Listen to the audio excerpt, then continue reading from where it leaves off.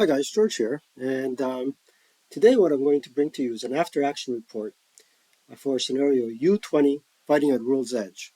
And it was a three-player game between Mark Dennehy playing as the Germans, uh, Dennis Freeberg playing as the Norwegians, and I playing as the French Legionnaires. So the scenario takes place up in, I believe, somewhere in Norway. Yeah, Norway, on the 28th of May 1940. And the object of the game here is that the Allies have to exit 15 VP off the south edge of the board. So with no further ado, let's put on our thinking cap. And today our thinking cap should be uh, the French hat here. Oh, and also, who needs those glasses, the nerdy glasses? We're going to have to put some cool shades. Here we go. Let's see. There we go. So the object of the game here was, let's zoom in on the board if you can.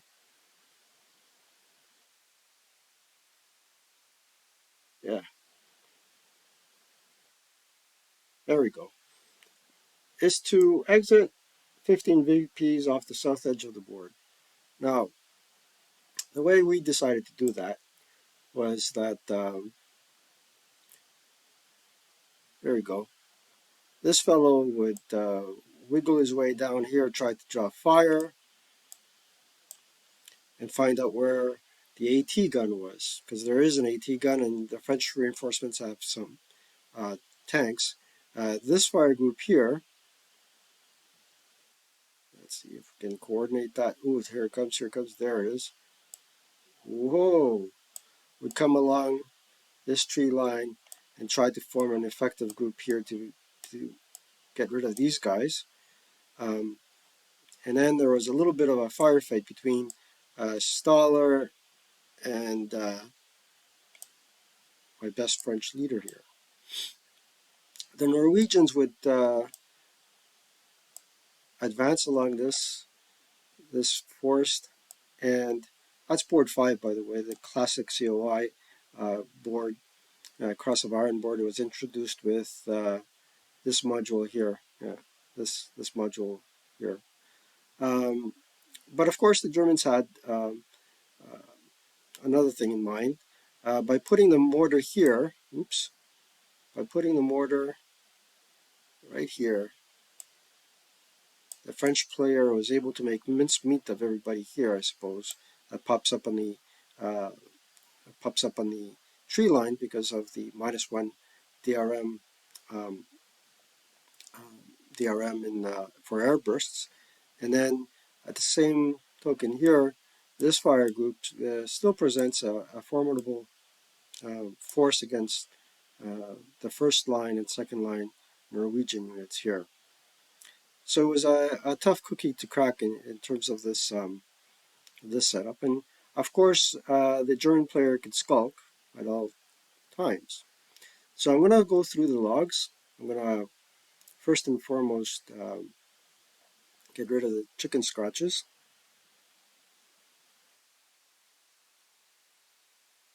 Go and go through the log and see the how things unfolded. Okay, so let's go through the log. So the Allies start first. Ooh la la, quel bordel! And now we're looking for concealment gains. There's a couple of things, and here's good old Staller checking for line of sight to this dude. What's he doing out in the open? Yeah, trying to draw fire, trying to see where is the KT gun. Sorry, I got a little bit of a virus here. Excuse me. And we just drew a lot of sight. And you know what happens with Staller. Every time I name a unit Staller, what happens is this guy survives even if he's wounded, but all the men stacked with him die. Anywho, going on, concealment gains, it's still turn 1. And I think it was one of these scenarios where the Germans set up first and they move first. Yeah. So right off the bat, I think the Germans are going to get the first lick at. Yep, it's the Germans. And here's a snake eyes right off the bat on a what? Uh,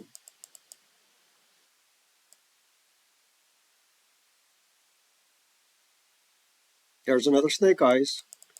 So that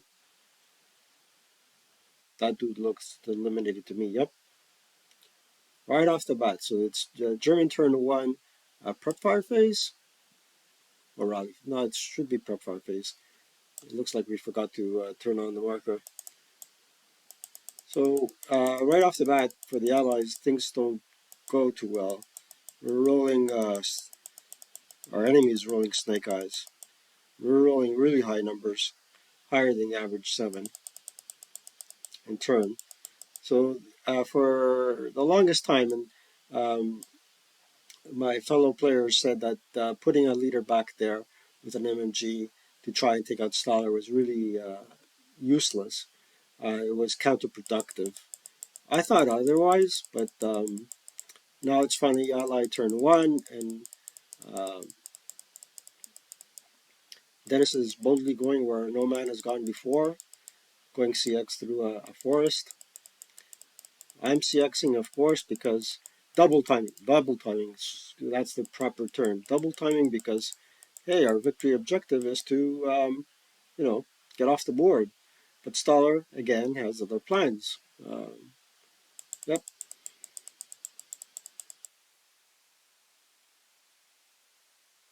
that's an average roll on the IFT of 7. And here I am either pinning or passing, which is Mark. He rolled a 12. He rolled a 12 on the IFT and broke his heavy. Now, that's usually the type of rolls I expect from Mark, but he rolled a couple of snake eyes as well. I really think that Mark should uninstall and reinstall Vassal. Somebody cursed his Vassal module. Too many high rolls. Oh boy.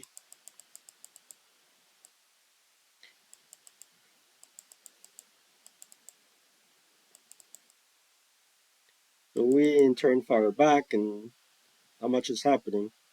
Staller's still at it, up on the hill. Oh, he repaired his gun as well. And now that it's apparent for Mark to see where the thrust of the Allied attack is coming from, he's shifting his forces right along here and here to meet the onslaught. A little do-si-do there on the far left of his flank. And here we go.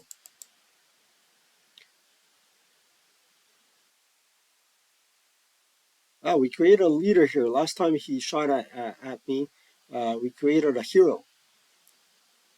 And the hero would go on to survive and do some really interesting stuff.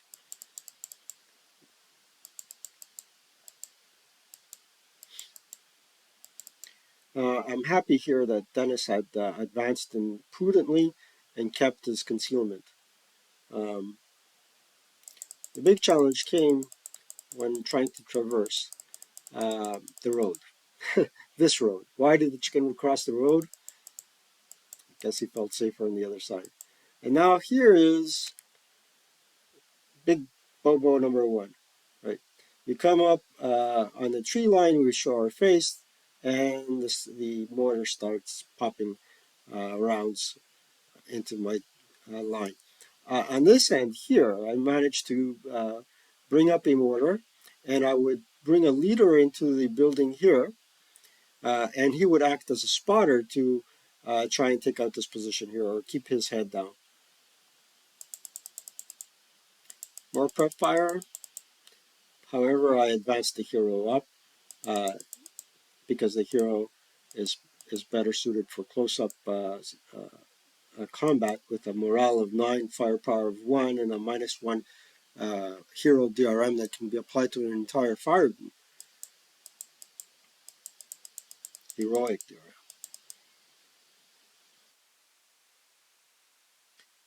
And at the same time, the French legionnaire has become a fanatic with a morale of 9, same as the leader.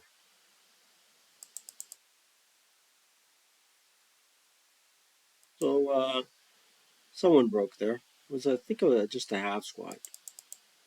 And now there's a bit of a fire group being formed here. And the fire group, at least these two units, if they fired on installers, should have been able to get a good result over here. Um, there was a potential of getting a decent result. I'm not too sure why everybody is down there. Oh, on the far right, on our far right.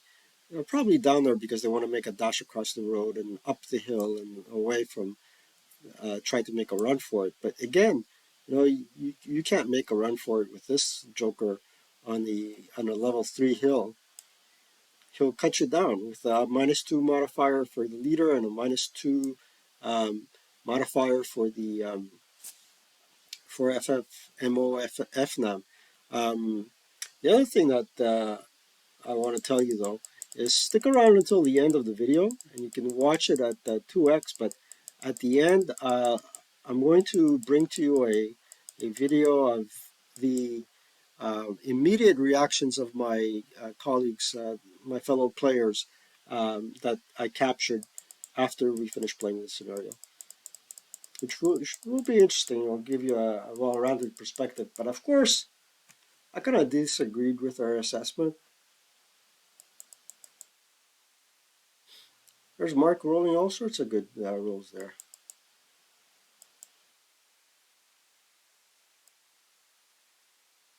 Round checks. We're getting some breakages. Oh, it's Dennis that's breaking. There he is. Who's doing the firing? Looks like the mortar installer.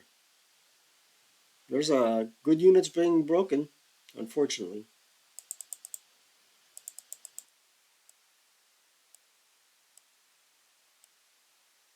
And rallies don't come simple. There you go. A little bit of skulking. A little bit of advancing. Oof. What a bummer.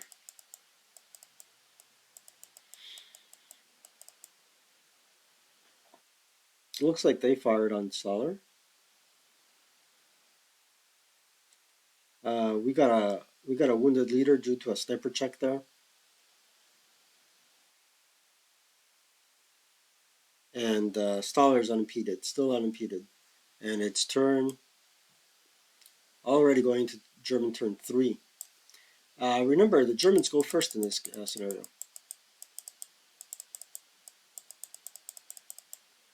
And now it looks like Mark has just reconstituted his line of defense there and ready to take on advancing, um, any advances from the Allies. And at the same time, he's forcing us to prep fire as opposed to advance in the open. Here I have a good rally, and now we're throwing down some mortar fire. We went on a little bit of a tear. He's still up and running. More advance, but we're now deciding to avoid this area because of the mortar, um, and try to advance them in such a manner that they'll be able to knock these guys out, but at the same time negate the firepower of the mortar and try to unlock them.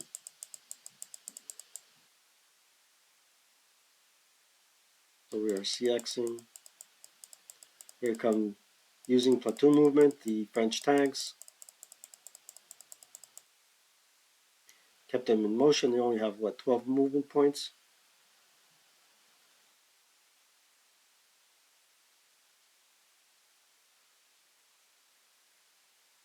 Trying to consolidate a nice good fire group there.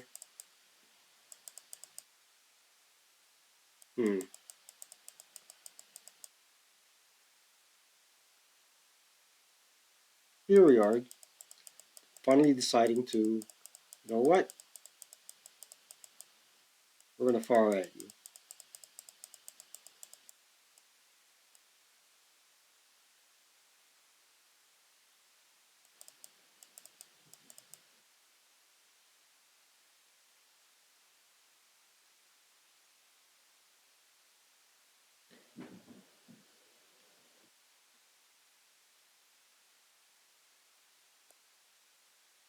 And despite the fire, yeah, we're spending an inordinate amount of time trying to knock out Stoller, but mine will try and advance in the open with a leader on a 9 minus 2 leader on a level 3 hill. Never mind that question, I think I know the answer. Couple of test checks, nothing more than that.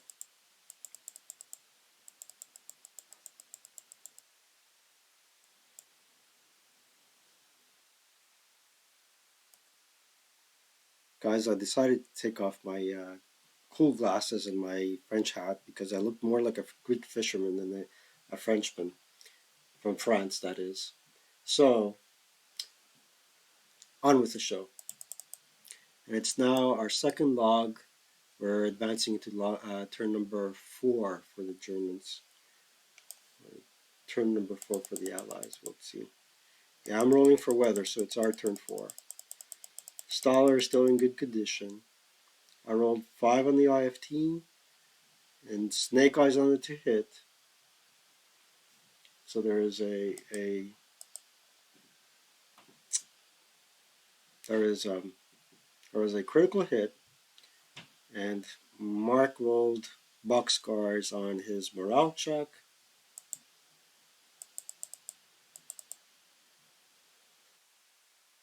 So we got a person that's wounded and a pin squad. And that was for mortar fire. More fire. Dennis is not firing his Norwegians. I am going to go for the sleaze freeze soon enough, I believe.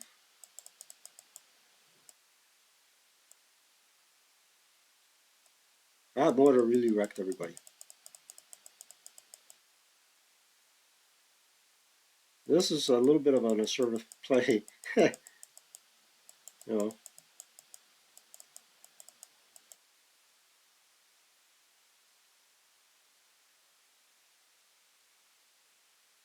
Mark is rolling good.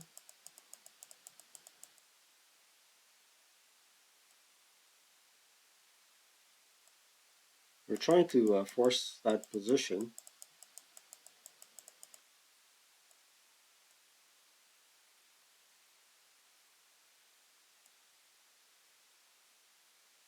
So what do we get out of that? Here is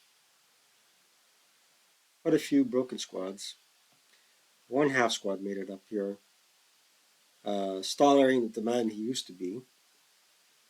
It happens sometimes. I keep prep firing this guy. So there were two fire groups that were really forcing his hand, and that was the uh, Lieutenant Boudoir here with his MMG, and uh, uh, Sergeant Bouvier with his mortar. They seem to have done some damage, but is the damage good enough? No. And now we're firing at here and there. The German positions are pretty much intact for now. And the sniper here didn't do any good. He really got all the Norwegian leaders. He had something for the Norwegian leaders.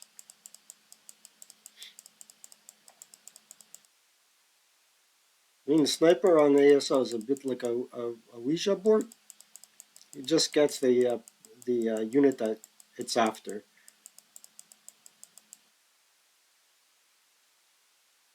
Okay, now Staller, this gun does not have the benefit of a 9-2 leader, but it's effective just the same.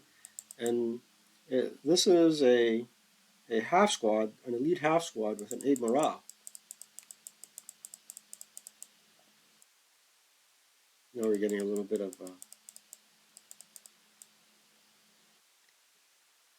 what's going on with the leader down there. We'll see what happens. The action so far is here.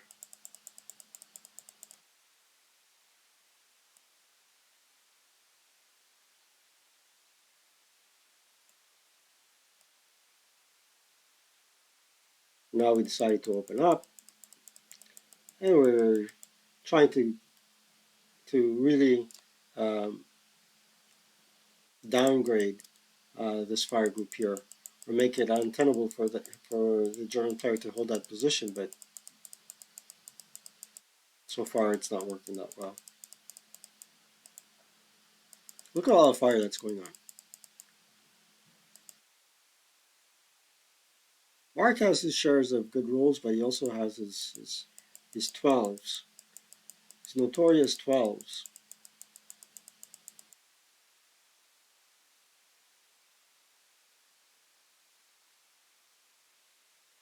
And they go back up and are getting repaired again.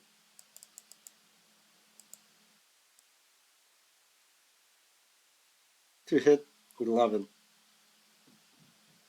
I wonder if that destroyed the mortar. Nope, regular right down to 12. Now we have one mortar and a tank trying to take care of this position. At this point, I think I was at the stage where saying, let's start moving. I got a coax machine gun that broke there on that 12 roll. And there goes the sniper again. See? Boom.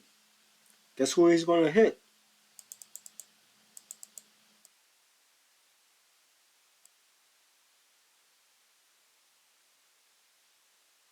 Pin the fanatic unit.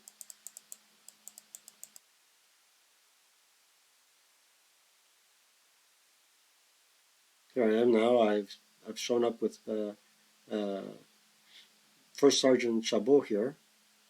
He's firing all over. Hero Francois is not doing that much, but he's doing enough. And we got some casualties there. Now we're deciding whether that half squad should go off the board for one victory point or circle around the back of the German player and eliminate units by due to failure to route. But at the same time, um, you know, circling around the back of a HMG whose covered arc is not going to be fixed can be highly problematic.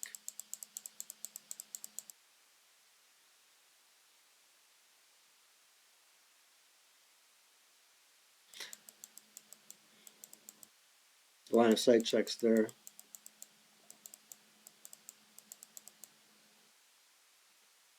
Oops, that unit ultimately broke. I want a line of sight check. I'm prep firing left, right, and center, but those rolls were pretty high.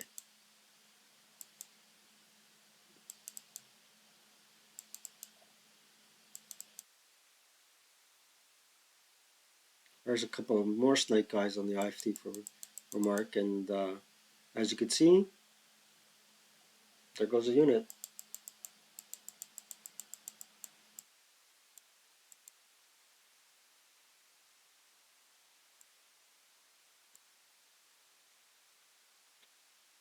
He's routing forward, which is not a bad idea.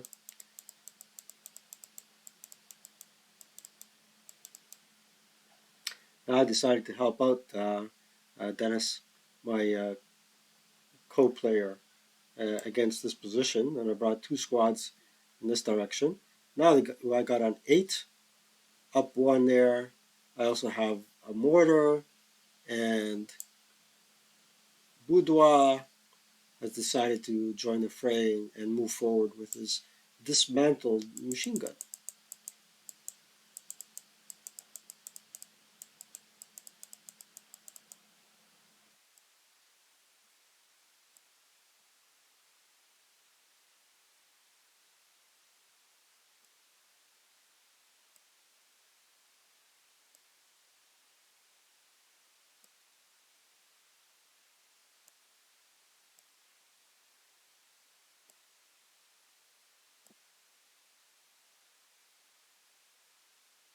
So here we are firing.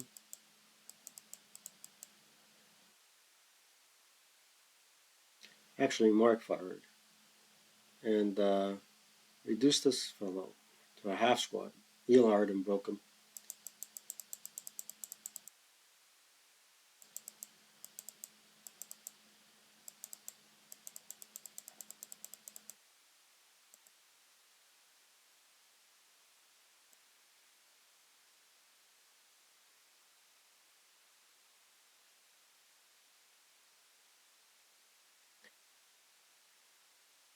This fellow is now broken. This position is pretty much gone.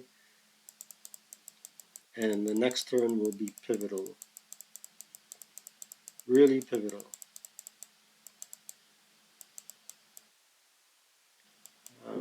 Yep. So I'll show you the next log. So actually, I'm just jumping to the last log. I am skipping a log because I want to show you the actual end. So what happened here is I put the AFVs into a sleaze freeze with these fellows. We tried a little bit our hand at close combat. We discovered where the AT gun was. Uh, the French player took over this position. Staller, like I said before, or at the beginning, um, what happened was he ended up having one crew eliminated. Uh, he gets another half squad, and he retakes the position after being routed from there. Um, there was a bit of bad luck here for the Allied side because this squad survived I believe, a 2-1 close combat attack, and this fellow bounced back, and he's in the rear of the German player. And once Mark saw that I advanced everybody up here, he decided to do a strategic retreat and bring, also using double time, a lot of units here to block off our eventual exit. And there was a considerable amount of casualties in trying to take this position and cross the road from here. Um, so that at the end, as you'll see, really uh, brought us to a conclusion that we couldn't uh, possibly succeed, even if we had the right amount of units. And in this last part of the game, here I'm rolling 12s now. I'm rolling 12s on morale checks, just limiting myself. Never mind the rules for my opponent. Yeah, so much for the swanky glasses, shades. And here we are. There was no line of sight from the mortar to this place. Um, this fellow was next to, adjacent to Staller, but an 8 up 1 yielded no results. And despite some good to hit results, still that tank was murderous with its special ammunition.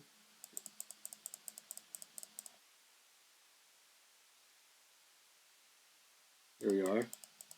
We're doing more platoon movement.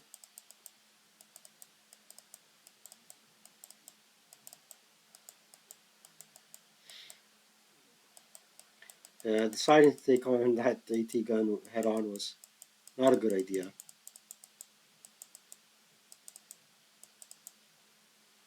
Mark rolled a nice roll here as well. You know, 4 on the what, 2 table, maybe 4 or 6 table, and it yielded a half squad and a pin result. And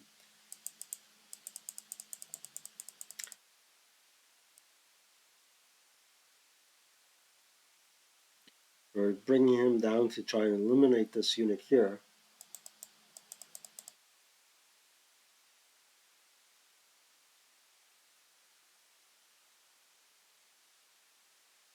And I think that at this point Dennis wanted to resign the game, but I said, let's see how this thing turns out because I found it a little bit peculiar that you know, we had the possibility, we had that potential, but it was slipping due to casualties and in part due to the fact that we couldn't get rid of this. Fill in the blank. Fill in the blank for a letter for a good word.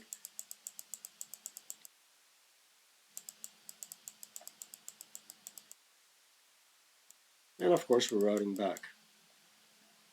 Shut up. Well, there wasn't any other possibility really. Okay, and here we are in close combat again.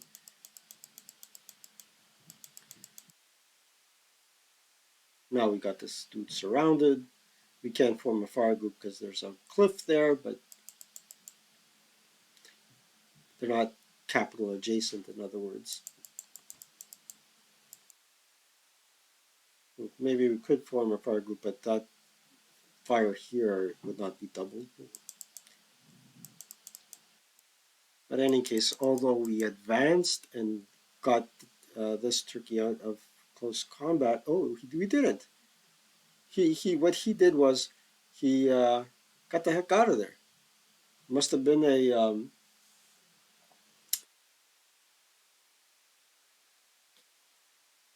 some sort of infiltration, I think. Hmm. Oh,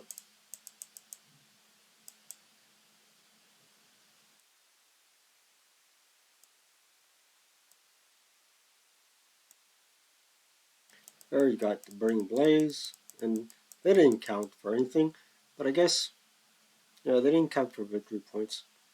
All right, and here is Staller going on tear.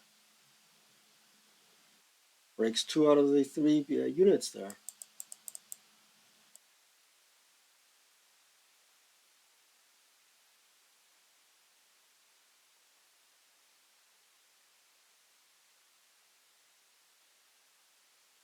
And the mortar ultimately fires an Ul as opposed to this unit here, because he is also a formidable leader.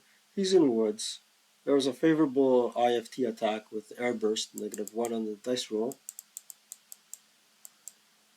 but ultimately he succeeded in his quest. And now here comes the bad part, is that I have nowhere to route this guy here. Yeah. So he got away from this attack at the end, after all is said and done.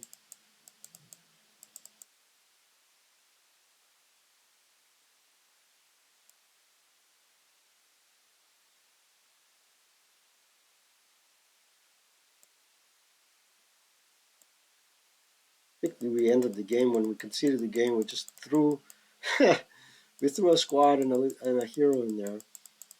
Um, hey, we finally got the dude. Got him, but after eliminating getting one of the French squads eliminated.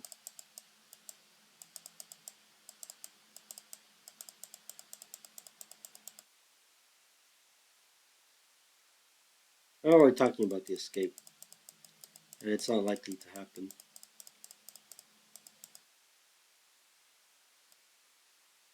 Rallying was really disappointing.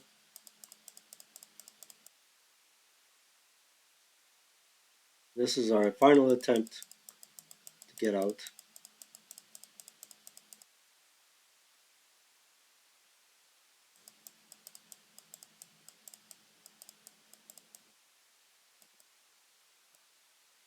There was some lethal fire there.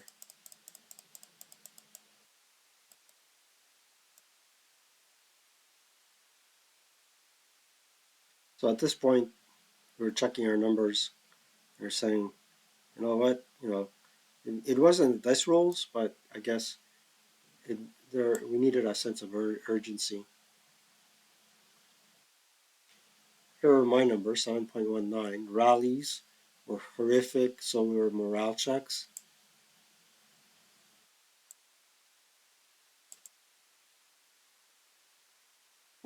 Mark's rolls were stupendous, except for the 2 kill, other, and CC. Everything else was fantastic. Great morale checks, great task checks. IFT rolls average of 6.94 to hit 7.25.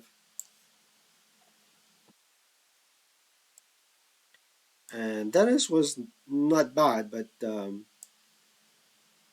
IFT 6.5, CC 6.5, Rally 7.4, morale checks 8.33.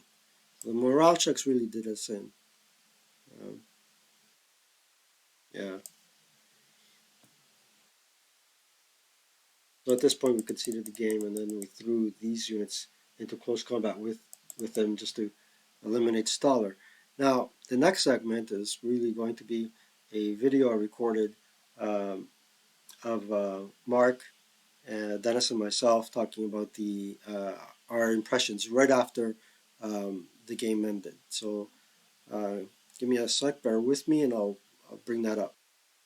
So let's see if we can listen in on Mark and Dennis and hear their thoughts on this game. Let's start with the man of the hour here. Dennis, what do you think went wrong for the Allies? Well, I believe that in this case, the French didn't push hard enough, fast enough. I think you got to accept some casualties to at least get close. The gun up here, the machine gun up here, trying to plink at them from all the way back here, I don't think really did us any favors.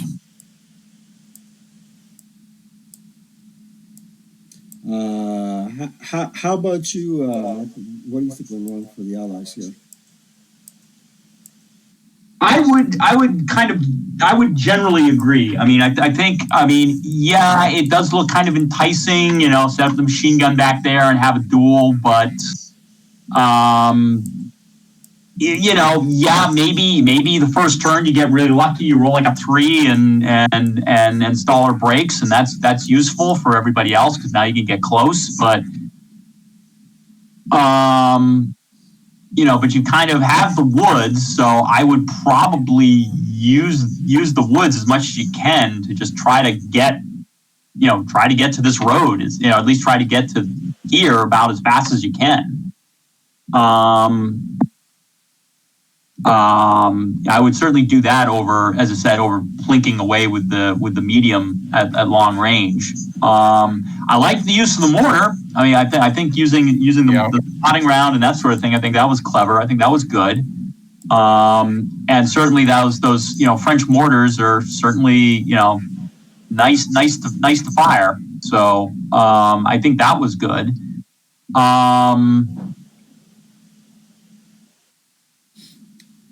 Guys, I took the most amount of casualty victory points.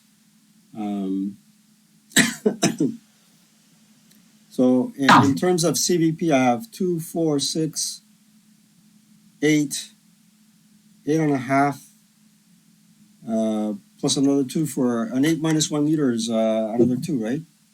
Is another 2, yep. So 10.5. Dennis, you only got 1, 2, 3 casualty victory points. I think the sniper here in this area of the board played a number on you and wounded. Yeah. I think he also eliminated one of your best leaders right off the bat. Yeah, all of my leaders are wounded or dead. That does not help. Yeah, which definitely the sniper was definitely surprisingly effective in this game. I would definitely agree with you on that. I mean, just in terms of slowing you down is the name of the game. And that certainly helped. The Norwegians, they just really seem to crumble. I mean, you got like a lot of green units and that sort of thing. Well, they weren't green until they got ELR'd. Yeah, until they got ELR'd. Yeah, so I think. I mean, I think you have to get close enough. I think you have to get closer, and then I think you just have to rake him. I mean, eventually you should be able to clear that. Both tanks, as you said, that should have been their targets should have been his target from the get-go. You've got to get him off the top of that hill.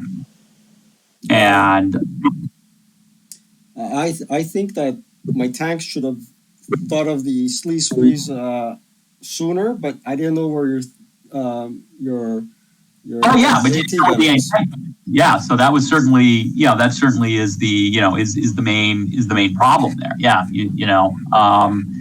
I mean, I was generally satisfied with where it was. I mean, because your tanks are coming this way. I mean, there's nothing. I mean, that's obvious. So it's the only thing you can do. Yeah, it's the only place he can go, really. I mean, he's got to somewhere come out here somewhere. So you can pretty bet the AT gun's somewhere around here. I thought it was 5. Yeah, where did you think he was? You thought he was where? In Echo 5. Here. Oh, okay. Yep. Yeah, that would probably be an interesting spot. Yep. That certainly commands the road. It might actually even been a better spot. Because you've got, except you don't have line of sight to F1, but you've got F10, F9, E10, E1. So you can be pretty sure he's going to enter one of these 4 hexes at some point. Yeah. So you then get a shot at it. The major mistake that we've done is that, as the Allies, is that we did not take into consideration that these guys, the 458s, they have a 1 exponent factor for smoke. So these guys should have led the charge. The French should have led the charge in front of the Norwegians, and the Norwegians should have followed the French, because Dennis, what he did is he took the initiative and came to this tree line, and then you just raked it with heavy, and then that's when the snipers came out and the badass morale checks and the EORs started coming about. But I think, Dennis, correct me if I'm wrong, you tried to create a fire line here, right? Or a fire group that could have taken this guy out from up close? Yeah, but it never was able to materialize. And the big doozy was the sniper checks that really wrecked your leaders. And then the German mortar up here, once the French tried to, figure out what's going on here to clear the way, he did at least 2 occasions against the French. That was a really bad move. Yeah. Yeah. I mean, I just think, as I said, I think the French. Yeah, I think you're right in terms of the French have to the French have the better morale, so they have to kind of lead the way. You can almost think of maybe the French are. The French are kind of like the linebackers and that sort of thing, and they just try to blow a hole and get the Norwegians to get through. All right. So this was U20 fighting at World's Edge. Would you guys recommend that people play this scenario? Yeah. I mean, I think so. I think it's a relatively small scenario. Certainly for Crescendo of Doom or wherever this came from, it's a relatively short, scenario. It's relatively small. I think it's actually a pretty, I think it's a relatively, it's a relatively small scenario. But the French have some time, so you can do some prep fires and that sort of thing. You can try to break the German back, so to speak.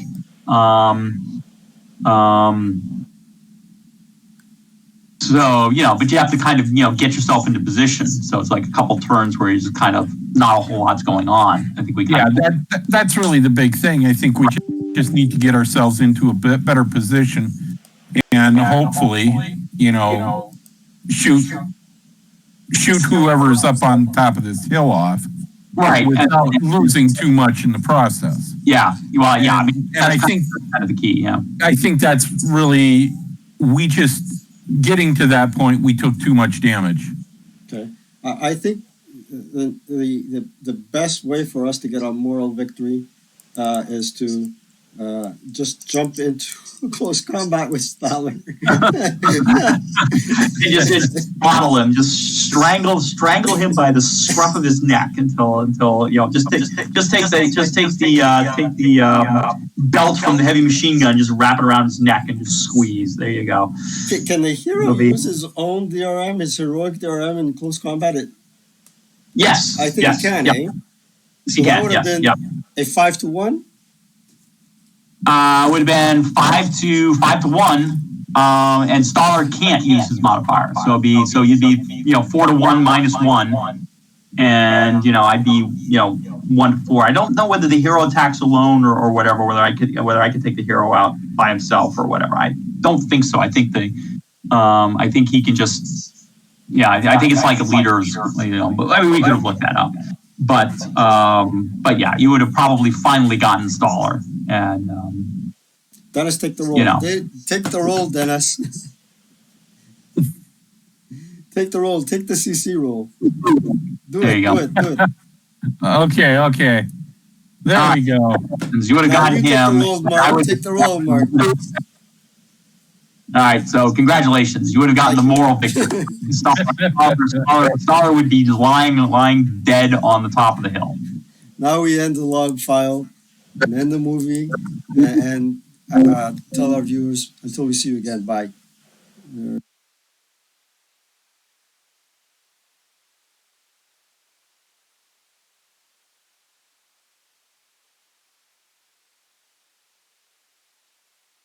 Yeah, so that was an interesting game.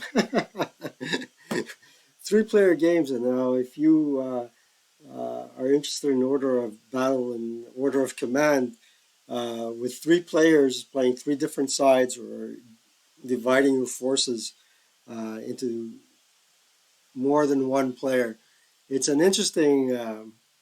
It always comes up with an interesting outcome, because then you're not 1 versus 1. You can be 2 versus 2, or 2 versus 1. In our case, it's 2 versus 1, and we kind of switch sides. We switch teams, and it's really an interesting outcome, one way or another. But let me tell you something. Going up against a mortar and 9-2 leader, and the only thing you have for cover is woods, you're looking at a -1 DRM to all fire coming at you. So it really needs, the allied side needs an exceptional player or players to win in this one. But it's a very balanced scenario from my perspective. I would play it again, using either side. And since your defense is not from fixed positions, you can decide where to defend from upon your setup. It comes up with a different game every time you play it. The combinations and permutations you can try here are endless. So 15 minutes into video, I kind of think that this was interesting content. I hope you enjoyed it. And again, I thank you all for subscribing to the channel. Yeah, I do recommend it to your friends and neighbors, because I'm pretty sure YouTube won't. YouTube is kind of funny when it comes to the Second World War, tactics, and I guess history, as always. So yeah, do recommend it to your friends. The best word of mouth is the best advertisement is word of mouth. So have a great weekend, everyone. I'll see you next time. Take care. Bye.